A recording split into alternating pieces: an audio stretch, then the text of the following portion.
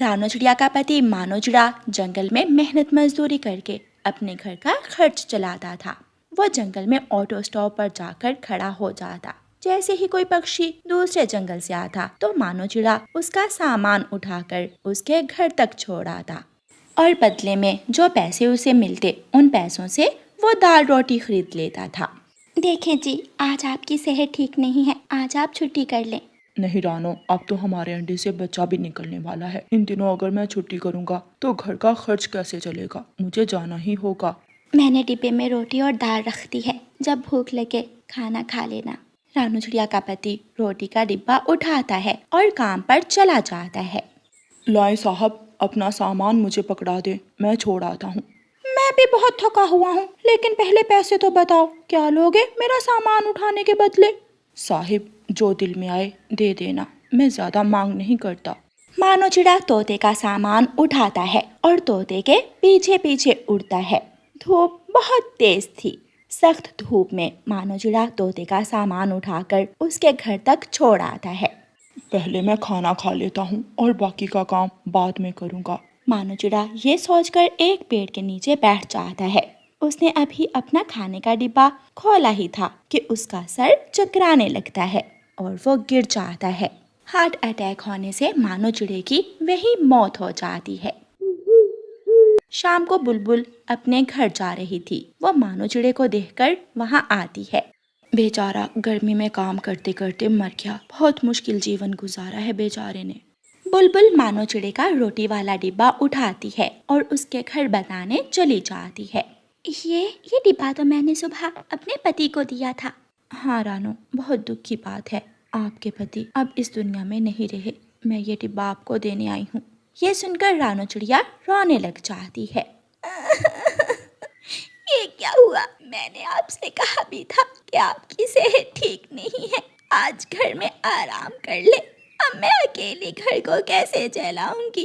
मैं कैसे रक्षा करूंगी अकेली अपने अंडे से निकलने वाले बच्चे की?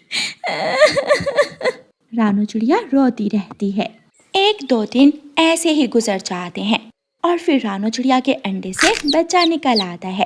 अपनी बेटी को देखकर रानो चिड़िया बहुत खुश होती है। मैं अपनी बेटी को भूखी नहीं रहने दूंगी। अपनी छोटी सी बेटी को सीने के साथ बांधकर रानो चिड़िया घर से काम पर निकलती है और उसी ऑटो स्टॉप पर जाकर बैठ जाती है। दूर से ऑटो आता हुआ देखकर रानो चिड़िया जल्दी से ऑटो के पास जाती है। लाइए लाइए मैडम चिड़िया, मैं आपका सामान उठा लेती हूँ। लेकिन पहले तो इस स्टॉप पर एक चिड़ा कुल्ली का काम किया करता था। ये सुनकर रानो चिड़िया रोने लग जाती है। वो मेरे पति ही थे। गुर्बत और बीमारी ने मेरे पति की जान ले ली और अब अपने घर को चलाने के लिए, अपनी बेटी का पेट भरने के लिए मैं काम करती हूँ। ये तो बहुत बुरा हुआ। लो, ये मेरा सामान उठाओ। फिर रानो चिड़िया उस चिड़िया मैडम का सामान उठाकर उसके घर तक उसे छोड़ने जाती है। ऐसे रानो चिड़िया के घर का चूल्हा फिर से चलने लगता है और वो अपनी बेटी को अच्छा खाना खिलाने लगती है। कालू जी, उस चिड़िया को ऑटो स्टॉप से भगाकर अब चिड़िया की जगह हम कुल्ली का काम किया करेंगे। 2 मिनट में सामान उठाकर छोड़ना और मुफ्त में पैसे लेती है वो चिड़िया। मैं आज ही उस चिड़िया को ऑटो स्टॉप से भगा देता हूँ। कालू कौवा सुबह सवेरे ही ऑटो स्टॉप पर जाकर बैठ जाता है। जब रानो चिड़िया ऑटो स्टॉप पर आती है तो कौवा उससे कहता है, तुम भाग जाओ यहाँ से, अब इस स्टॉप पर मैं कुल्ली हूँ, मैं ही यहाँ काम करूँगा। कौवे भैया, आप अच्छी तरह जानते हैं मुझसे पहले मेरा पति यहाँ काम करता था और मेरे पास और कोई काम भी नहीं है। आप ऐसा ना करें, मुझे काम करने दें। मैंने कहा ना, चली जाओ यहाँ से, वरना तुझे और तेरी बेटी को मार मार कर यहाँ से निकालूंगा। रानो चिड़िया कमजोर थी, वो कौवे से लड़ाई तो नहीं कर सकती थी, इसलिए वो रोती हुई वहाँ से चली जाती है। फिर उस दिन के बाद कालू कौवा वहाँ आने जाने वाले पक्षियों का सामान उठाने लगा। रानो चिड़िया के पास अब कोई काम ना था, इसलिए उसके घर में फिर से चूल्हा ठंडा हो जाता है। एक दिन रानो चिड़िया उदास होकर एक पेड़ के पास बैठी हुई थी कि वहाँ उसकी पुरानी सहेली आ जाती है। रानो, तुम यहाँ इतनी उदास क्यों बैठी हो? रानो चिड़िया अपनी पुरानी सहेली को अपनी दुखों भरी कहानी सुनाती है। अपने पति की जगह काम करके मेरे हालात कुछ बदले थे, लेकिन कालू कौवे ने मुझसे वो काम भी छीन लिया। रानो चिड़िया, मुझे आज भी अच्छी तरह याद है, बचपन में तुम फूलों के हार बहुत सुंदर बनाया करती थी। जंगल से फूल मुफ्त में मिल जाते हैं और तुम आज भी फूलों के हार बना सकती हो। अपनी सहेली की बात सुनकर रानो चिड़िया को नया ख्याल आता है। हाँ, मैं फूलों के हार बना सकती हूँ और मेरे बनाए हुए फूलों के हार पक्षियों को बहुत पसंद आएंगे। तो फिर देर कैसी, तुम आज से ही ये काम शुरू करो। फिर रानो चिड़िया जंगल के बागीचे में जाती है और वहाँ से मुख्तलिफ रंगों के फूल तोड़कर टोकरी में रखती है। लाल और पीले गुलाब मेरे फूल के हार को और भी सुंदर बना देंगे। मम्मा, इन फूलों से हम क्या बनाने वाले हैं? बेटी गुड़िया, हम इन फूलों से हार और गजरे बनाकर बेचा करेंगे और इस काम में मैं भी अपनी मम्मा की मदद किया करूँगी। रानो चिड़िया फूलों से हार और गजरे बनाकर जंगल बेचने जाती है। पहले ही दिन रानो चिड़िया के फूलों के हार हाथों हाथ बिक जाते हैं और उसे अच्छा मुनाफा होता है। आज रानो चिड़िया अच्छा खाना लेती है और अपनी बेटी के लिए नए शूज भी।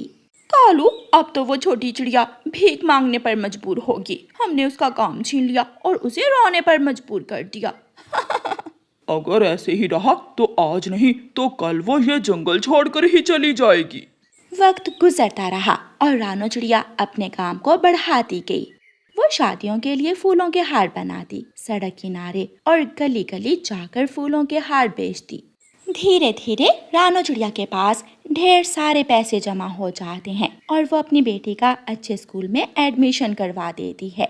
सब ठीक हो जाता है। राह जाते हुए रानो चिड़िया को गोरी कौवी और कालू कौवा मिल जाते हैं।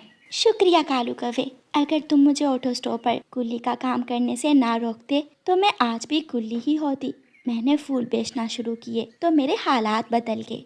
कालू, सच ही कहते हैं, हम लाख किसी का बुरा सोच लें लेकिन होता वही है जो ऊपर वाले को स्वीकार होता है। चलो आगे चलें, मेरा बैग बहुत भारी है, मैं थक गई हूँ।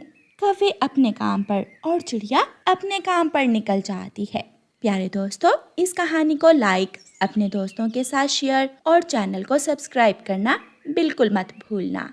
आपका धन्यवाद। कालू कौवे के जंगल में दाना पीसने की चक्की थी। वो अपनी आटा बनाने वाली चक्की के पास बैठा हुआ था कि तोता वहाँ आता है। कालू, ये लो अपना बिजली का बिल।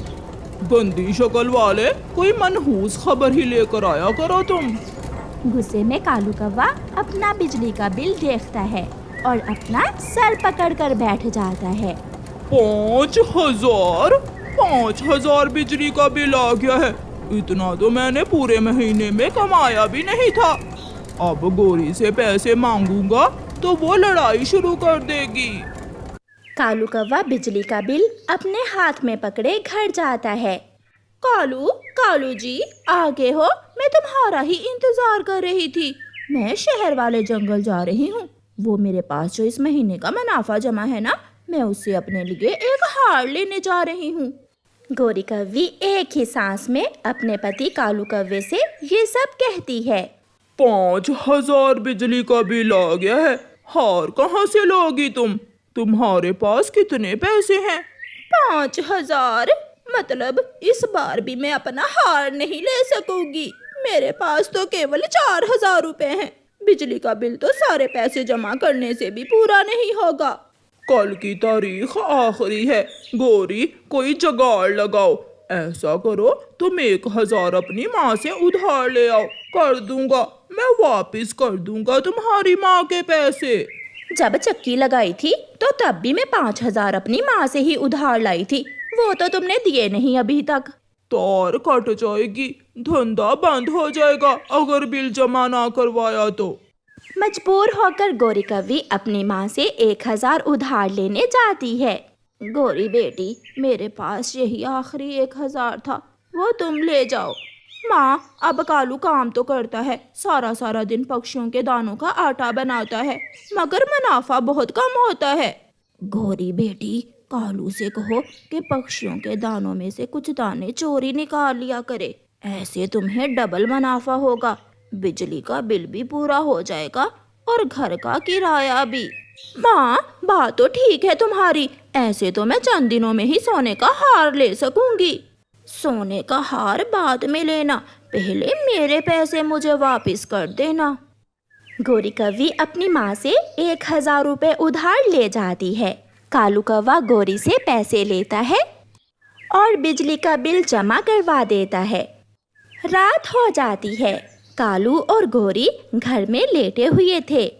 कालू, माँ ने एक उपाय बताया है जिससे हम दिनों में ही अमीर बन जाएंगे। बताओ बताओ, क्या उपाय बताया है सासू माँ जी ने? माँ ने कहा है कि पक्षियों के दानों में से कुछ दाने चुरा लिया करो, पक्षियों को कौन सा मालूम होगा। गोरी, बात तो ठीक है, अगर पकड़े गए तो काम से जाएंगे। कालू जी, तुम ज्यादा चिंता ना करो, जो होगा देखा जाएगा। फिर उस दिन से कालू कौवा अपना काम शुरू करता है। गुड़िया बेटी, मैं कालू कौवे की चक्की पर जा रही हूँ। मैं दानों से आटा बनवाकर अभी थोड़ी देर तक आती हूँ। मम्मा, मेरे लिए आइसक्रीम भी लेकर आना। मम्मा चिड़िया दाने लेकर घर से निकल जाती है। चिड़िया, मैं दानों का वजन कर लूंगा, तुम जाओ, अभी मेरी चक्की खराब है, थोड़ी देर बाद आकर आटा ले जाना। कौवे भैया, आप वजन मेरे सामने ही कर ले। चिड़िया, मैं काम कर रहा हूँ, तुम जाओ, विश्वास करो मुझ पर।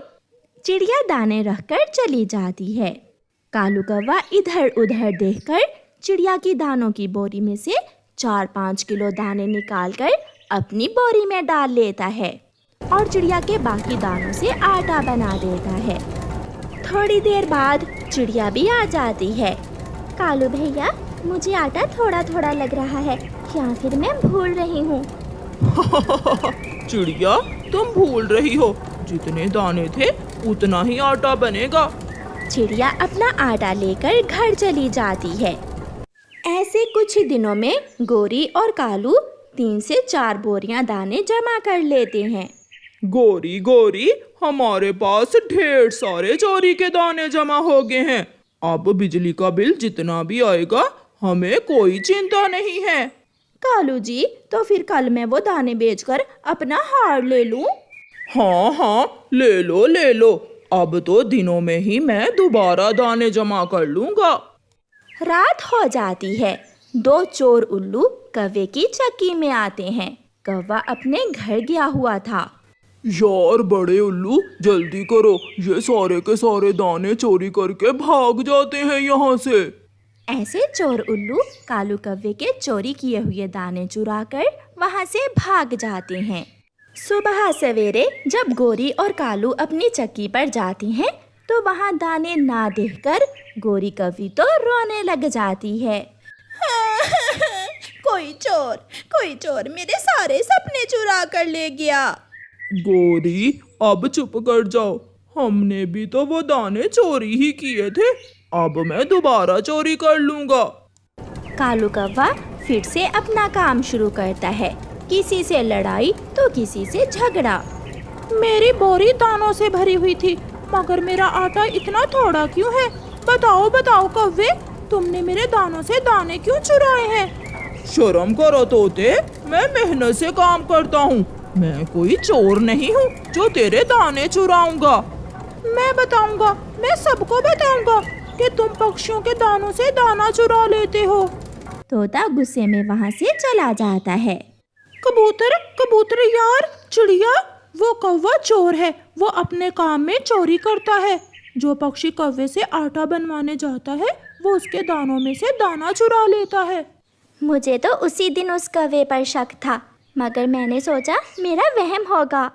इससे तो अच्छा है हम कौवे से दाने पिसवाने की बजाय दूसरे जंगल चाचा छमछम की दुकान पर चले जाएं। कौवे और कौवी ने तो जैसे तैसे फिर से 5 बोरी दाने जमा कर लिए थे। वो बहुत खुश थे।